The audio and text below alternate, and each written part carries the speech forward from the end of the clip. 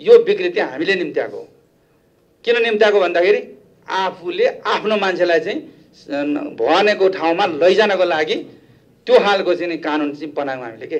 मन्त्री जान्छन्, मन्त्री फेरिएपछि कर्मचारी चेन्ज गर्नुपर्छ, अनि कहाँ त्यो इन्स्टिट्युसन मेमोरी रहन्छ, कहाँ तपाईँको चाहिँ त्यसले दिएको तालिमको चाहिँ उपभोग हुन्छ, कहाँ चाहिँ त्यो कर्मचारीले काम गर्न पाउँछ। 6 महिना भएको छैन सर भएको छ डिजी, अर्को 6 महिना भएको छैन सम्पत्ति शुद्धिकरण डिजी कति 11 पटक चेन्ज गर्नुभयो होला, कति पटक सरकार चेन्ज भयो, उसको राजस्व अनुसन्धानको 9 पटक कि कति पटक चेन्ज भयो के।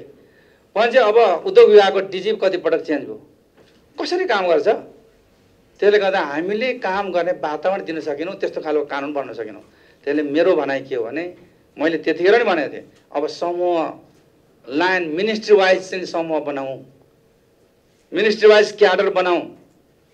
त्यो क्याडर बनाएपछि के हुन्छ भने कमसेकम 15 देखि समूह उपसचिवसम्म चाहिँ बनाऊ नि त। 15 देखि 20 वर्षसम्म चाहिँ त्यो मान्छे त्यहाँ रहन्छ। त्यो रहिसकेपछि के हुन्छ, उसले चाहिँ त्यो सेक्सन अफिसर ती हुन्छ, उपसचिव ती हुन्छ। भन्छ त्यहाँको त्यो फाइल बारेमा थाहा हुन्छ उसलाई, त्यो चाहिँ उद्योगको लाइसेन्सको बारेमा थाहा हुन्छ, हिजोको पोलिसीको बारेमा थाहा हुन्छ, हिजोको निर्णयको बारेमा थाहा हुन्छ।